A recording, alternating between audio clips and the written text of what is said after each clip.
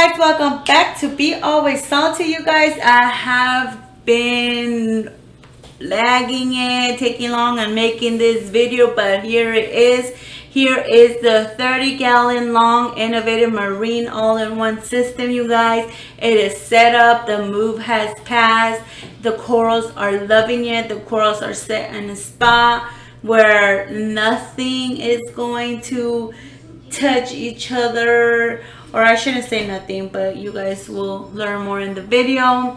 This is the setup, you guys. I should also let you guys know that I am trying out a new camera that my husband purchased. So this is supposed to be a 4K with no filter. This is just regular with the lights on, so you guys can get the whole thing. I realized that my tank glass was a little bit dirty, so sorry about that, you guys. And let's get into the corals that I have. So right here you guys see that I still do have my psoas, my little psoa garden with scrambled eggs, blondies, incinerators, and pink zippers right there on the top. Then if we go more down, I have the Gatorades as well as the Armor Gods, and these are two new additions, which are Rastas and the Blue Hornets. Those were actually already in the tank before, but they weren't doing good in my 24-gallon long, so they were in the frag tank for a while, and I just recently decided to put them back. As you guys see, I still have my leather / toadstool, my hairy mushroom, which at one point it was one, and now there are 3 of them. And a new addition, a little Superman mushroom, my Duncans, and some more psoas, which were also in the frag tank. So you guys can see that I had so many more corals that were in the frag tank, and I couldn't put them into my 24-gallon because you guys noticed it was so cramped, and I didn't want to put anything else in there. And I knew that at one point I was going to upgrade, so here it is.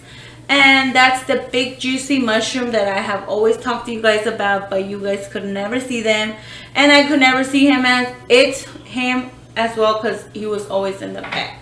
So let's get into the right side of the tank, you guys. Right here is my GSP, my frog spawns, my hammers, and my elegance coral. I did decide to keep my elegance coral on the floor.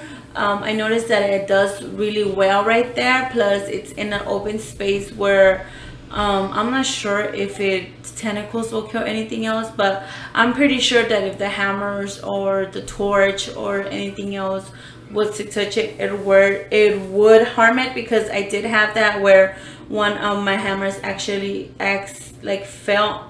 Well, because of my hermit crab dropped it and it fell on top of it, and it actually got burned from one side. But now it has healed from that, so I just wanted to keep it apart from everything else. My GSP is on the rock and it's right there. I wanted to grow, I wanted to overtake that rock. I love GSPs, and let me just give you guys a little close-up on the detail of this elegance coral.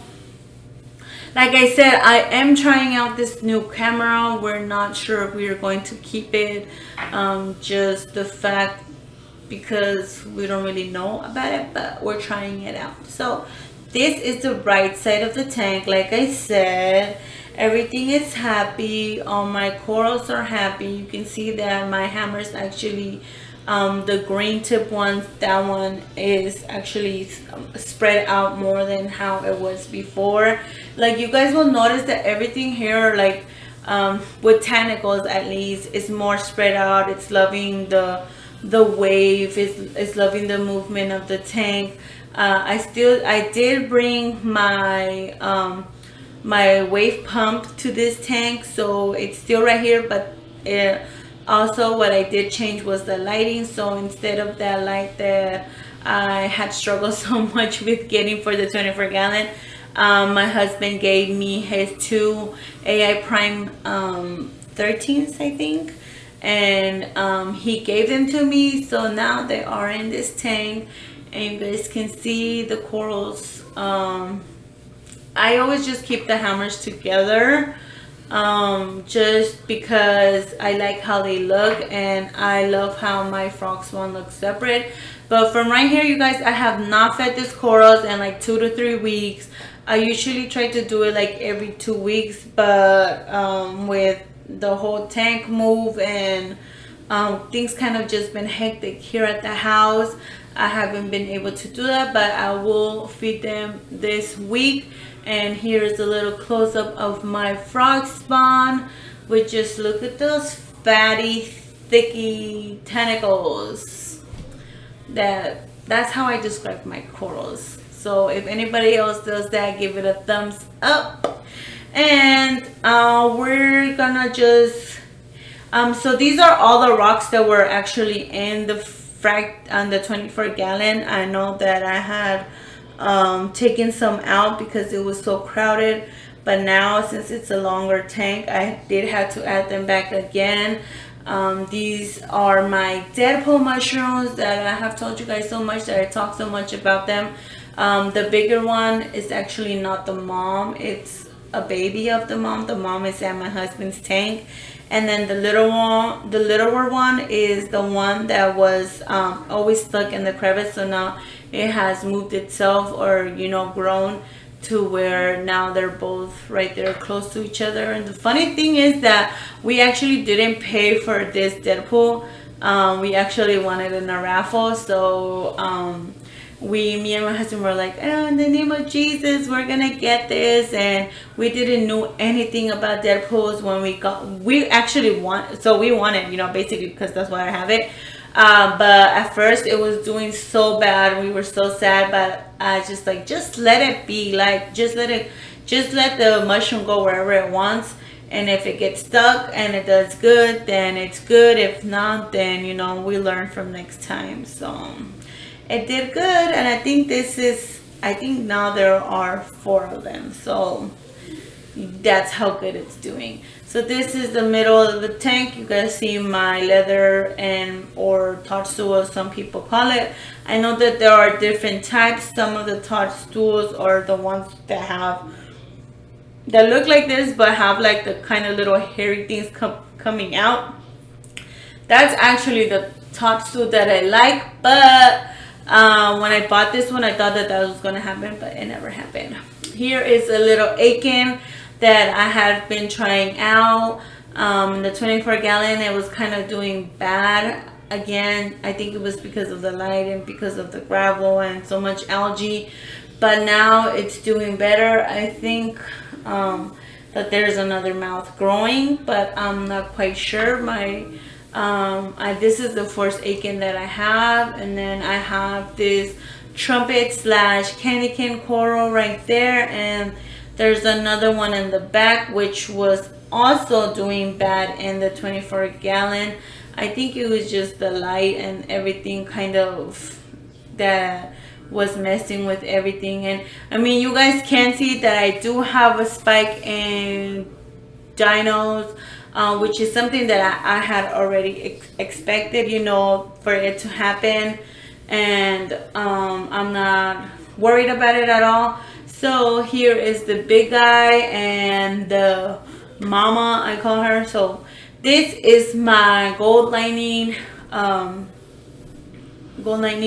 clownfish.